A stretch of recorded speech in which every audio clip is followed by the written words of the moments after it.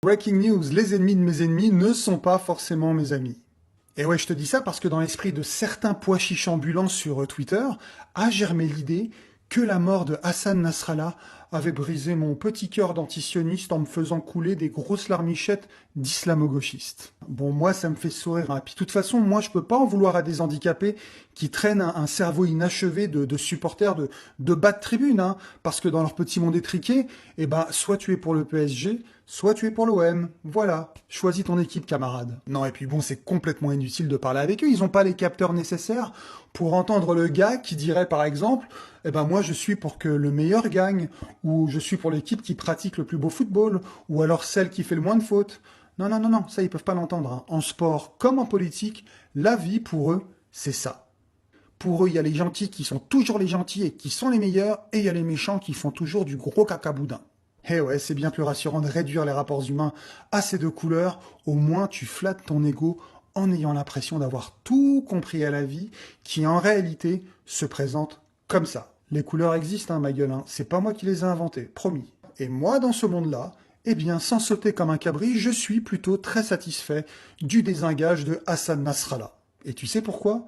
Parce que je m'efforce dans la vie de ne jamais être binaire, de ne jamais tomber dans cette facilité-là. Ce qui est vraiment difficile, hein, sur les réseaux qui sont hyper polarisés, soit OM, soit PSG, comme l'explique très très bien l'artiste libanais Wajdi Mouawad. Est-ce que vous comprenez que certains vous disent, notamment parce que vous êtes libanais, il ne va pas assez loin, il ne choisit pas assez son camp? Moi, oui, moi je pense que je comprends, mais moi je pense qu'aujourd'hui ce qui est radical, c'est la nuance. La radicalité est devenue un truc tellement banal, hein. Tout le monde veut être radical en choisissant un camp contre l'autre. Moi je dis que ce qui est vraiment radical aujourd'hui, c'est la nuance. La preuve c'est que dès que vous êtes nuancé, tout le monde vous tape dessus. Mais dès que vous êtes radical, tout le monde trouve ça bien.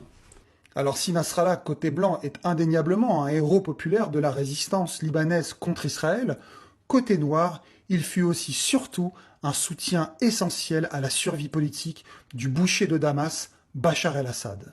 Et ouais, ça aussi c'est sur le CV de ce héros de la résistance, la collaboration active et sanguinaire avec un tyran qui a maté avec une violence et une barbarie inouïe le printemps arabe dans son pays.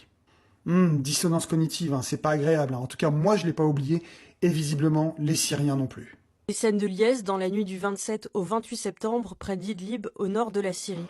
Ces Syriens célèbrent les frappes israéliennes qui ont visé le QG du chef du Hezbollah, Hassan Nasrallah, au sud de Beyrouth, au Liban.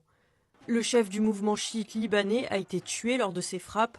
Il était la bête noire des Syriens opposés à Bachar al-Assad, car en pleine guerre civile en Syrie, débutée en 2011, le Hezbollah libanais est intervenu militairement pour soutenir le régime d'al-Assad, son allié de longue date. Autrement dit, loin d'être un homme soucieux des intérêts du peuple, Nasrallah était surtout un VRP de luxe pour promouvoir le khoménisme iranien dans le monde arabe. Et pourtant, avec ce coup de balai spectaculaire, bizarrement, Benjamin Netanyahou n'est pas plus aujourd'hui en odeur de sainteté qu'il ne l'était hier à mes yeux. Et c'est ça ne pas être binaire, parce que ça n'a rien d'aberrant d'être à la fois contre la peste et contre le choléra. C'est réussir, comme dit le dicton, à trier le grain de l'ivraie, et même à ne pas se braquer quand tu vois passer des nouvelles comme ça. Aussi, à toutes celles et ceux qui me font l'honneur de me suivre, on va évacuer tout de suite les malentendus.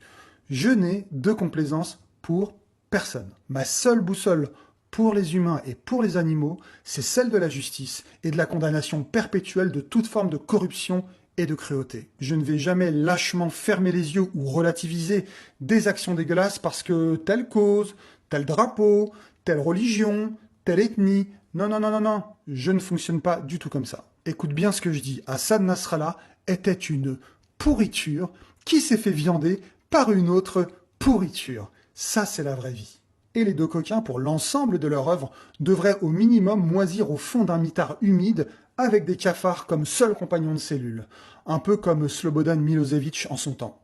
En attendant, ça fait toujours un démon et un traître politique de moins sur cette planète, et moi, je ne suis toujours ni pour l'OM, ni pour le PSG. Je veux juste que l'arbitre donne des cartons rouges aux deux équipes, sans favoritisme, et à tous ceux qui le méritent. À bon entendeur, tchuss.